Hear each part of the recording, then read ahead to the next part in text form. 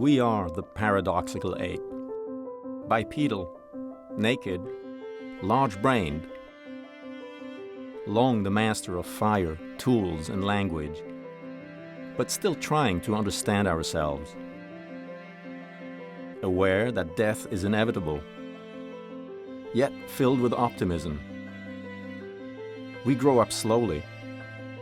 We hand down knowledge. We empathize and deceive. We shape the future from our shared understanding of the past. CARTA brings together experts from diverse disciplines to exchange insights on who we are and how we got here. An exploration made possible by the generosity of humans like you.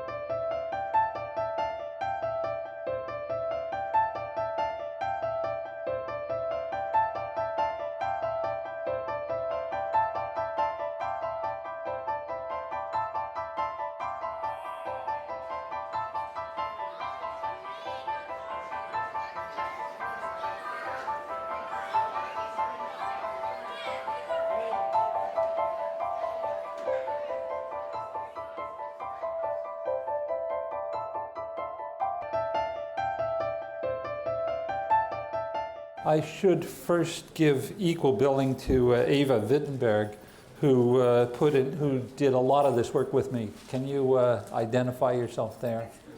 Yay, right there. One of the big questions for anthropogeny is how did language evolve in our species? And even, this is a big question my almost 5-year-old granddaughter asked a couple of weeks ago. She asked, how did people make up words when there weren't words before? So, I mean, it's an obvious question. Well, here's the thing. Languages are learned by children, and their progress looks like learning other things like motor skills and social skills. So a lot of people think there's nothing more to it than that. Humans just got to be good at learning stuff. So I want to restate the question, not how did human language evolve, but how did humans evolve so as to be able to learn language as well as all those other things? And in order to answer this, you have to ask another question. When you learn a language, what do you end up knowing? For starters, knowing a language is being able to map between patterns of sounds or gestures on one hand, and meanings or thoughts or concepts, whatever they are. So something like this. So when you're speaking, you're going upwards in this picture from meanings to producing sounds, and when you're understanding, you're going downward. Now let me add a little bit of the big picture. Conceptual structures are also linked to perception and action. So you can talk about what you see, and you can talk about what actions you plan to carry out, and so on. Now, just for fun, what do you get if you take away phonetic patterns like this? Well, you get an organism that can perceive and have thoughts and act based on those thoughts. And I think this is a plausible sketch of ape cognition, which is pretty sophisticated, but it doesn't have language. So the evolution of language had to involve at least a new ability to map concepts to sounds and gestures and to use these communicatively. Well, we've been hearing this all day. Well, linguists actually think there's a good deal more to that than language. First comes phonological structure, which is the systematized organization of sounds or gestures, and we just heard about that from David Perlmutter in ASL.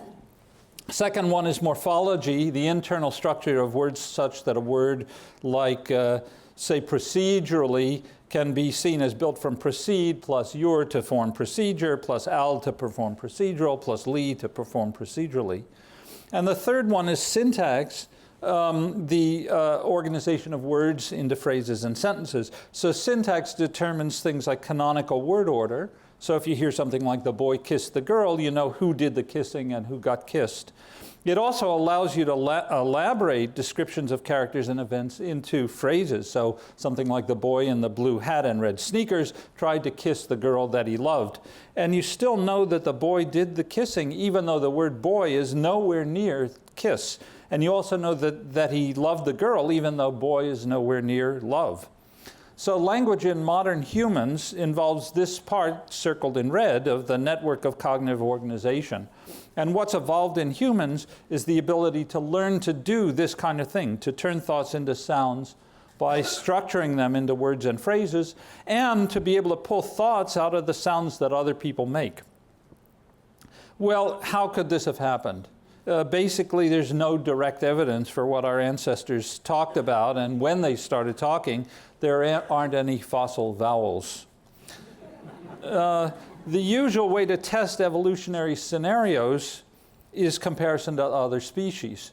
But here it isn't too helpful. As we've heard already today, modern apes don't learn very much in the way of human languages, and they certainly don't invent language spontaneously as deaf children do in the absence of sign language input, as we also have heard about today. So there's a big cognitive gap between apes and humans here. Another way to form plausible hypotheses about evolution is through reverse engineering, figuring out what components could have been useful in the absence of others. So think about the eye. A primitive retina would have been useful for vision without the muscles that move the eyeballs, although it might be more limited than our modern vision. On the other hand, without a retina, the muscles wouldn't help you see at all. So it makes sense that something like the retina probably evolved before the muscles.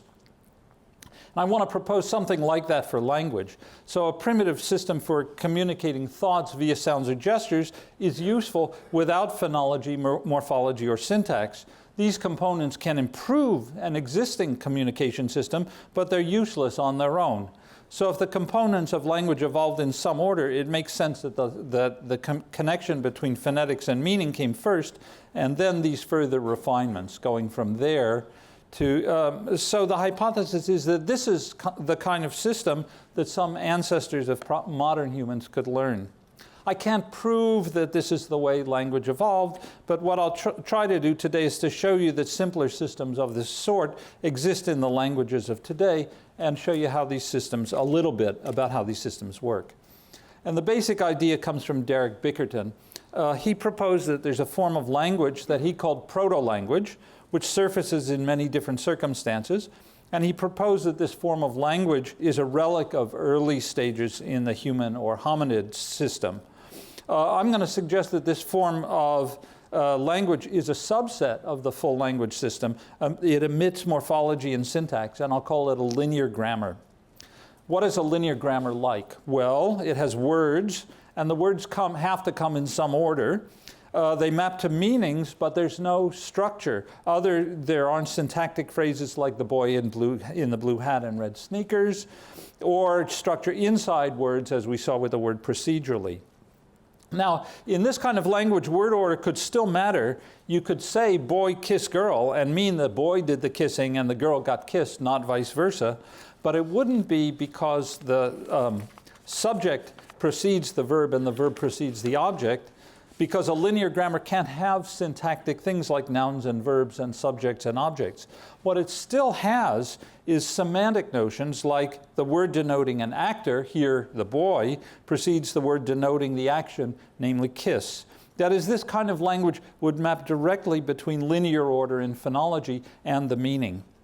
Now, a linear grammar doesn't have morphology, so it can't have things like tenses and agreement on verbs. So you'll get boy kiss girl, not boy kissed girl or boy kisses girl. You'll leave it up to the context to indicate when this kissing took place. And you might also expect not to have functional items like definite articles, which perform more of a syntactic role, namely marking noun phrases, than a semantic one. And a linear grammar is linear, so it can't have subordinate clauses like the relative clause in the girl that he loved. You might still express this thought, but maybe as two sentences. You might say something like, boy, love girl, kiss girl. Something like that. Well, I want to tell you about some systems that look like this. The first one is pigeons. These are the early stages of contact languages, as we also heard about earlier today. This is great, this symposium just set up my talk perfectly. Pigeons are often described as having no subordination, no morphology, no grammatical words like the, and they have unstable word order that's governed by semantic principles like actor before action. If the context permits, you can leave out characters in the action. So if you already knew about the girl, you might just say, boy kiss, where English would make you use a pronoun like boy, the boy kissed her. So from the perspective of linear grammar, we can ask, is there any evidence that pigeons have parts of speech like nouns and verbs? Is there any evidence for syntactic phrases? And my preliminary conclusion is there's very little evidence for it, and that suggests that pigeons would be a good example of a linear grammar. Later on, of course, contact languages add many features of more complex languages like conventionalized word order, grammatical categories, syntactic subordination, again, as we heard today, and these kinds of languages are called creoles. And Ava and I see the transition form from a pidgin to creole as going not from it's not a language, it's just junk, to a language, now it's a language, but just adding some syntactic and morphological principles that weren't there in the pidgin, just goosing it up a little bit. For a second case, Wolfgang Klein and Clive Perdue did a multi-language longitudinal study of immigrants all over Europe learning second languages. And they found that all speakers achieved a stage of what you might call semi-proficiency that Klein and Perdue called the basic variety. Many speakers went on to improve on it, but others just stopped there. That's as far as they got. And in this stage, as they describe it, there's no inflectional morphology, no tenses, no plurals, and so on, no sentential subordination. You can leave out known characters freely. There's simple and semantically based principles of word order, including our favorite actor before action. That is, from our standpoint, the basic variety also looks like another kind of linear grammar. Third case is home sign. As we've heard already, the language is invented by deaf children who have no exposure to a signed language. And Susan Golden Meadow has shown that they have at most rudimentary morphology. They freely emit known characters. And on our analysis, they only have a semantic distinction of object versus action, not a syntactic distinction of noun versus verb. The word order is kind of probabilistic, but if anything, it's based on semantic roles. Home signers do produce some sentences with multiple verbs or action words if you don't think they have verbs. Golden Meadow has in the past described these as embedding. We think these are rudimentary serial verb constructions, which I can't explain to non-linguists, I'm sorry, without embedding. So it looks to us like linear grammar with possibly a bit of morphology added. And I should add, to be perfectly honest, Golden Meadow doesn't agree with us altogether. So this is controversial.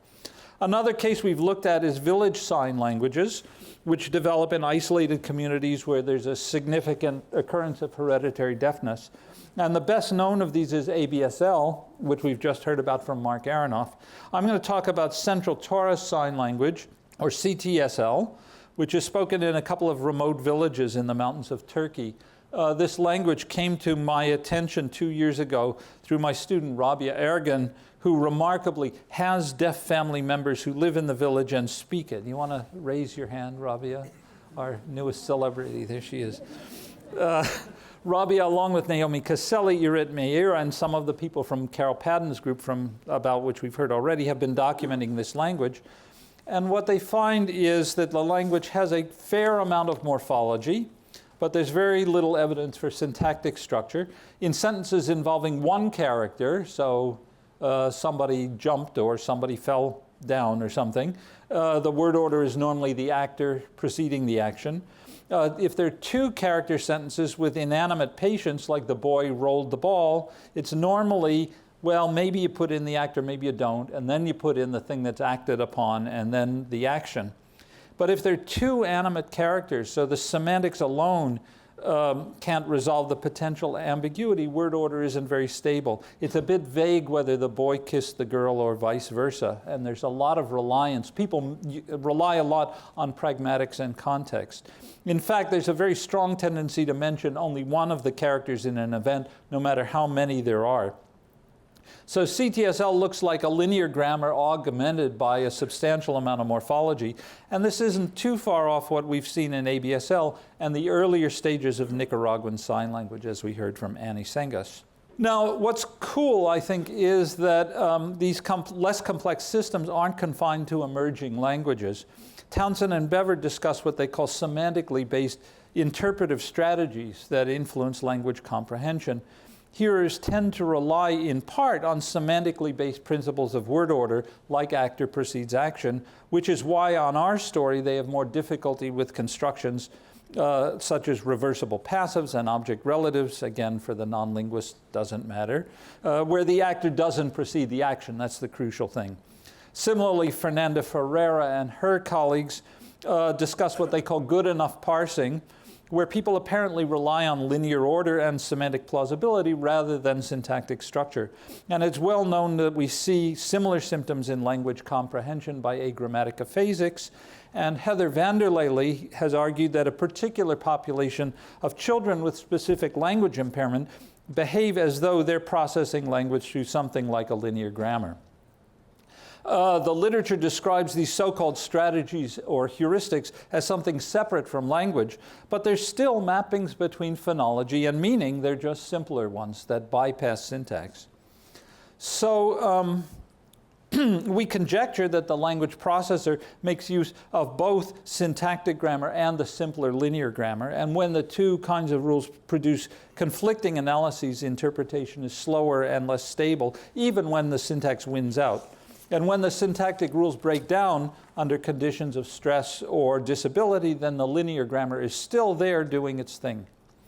We've also come across two full-blown languages whose grammar appears to be close to a linear grammar, and others have come along that I haven't looked at very closely yet. But one of them is Riau Indonesian. This is a vernacular with several million speakers described by David Gill. Gill argues that this language has no syntactic parts of speech, no inflectional morphology like tense or plural or agreement. Known characters in the discourse are freely omitted, and things that English expresses with syntactic subordination are expressed in Riau by simply jamming simple sentences together, like boy, kiss, love, girl.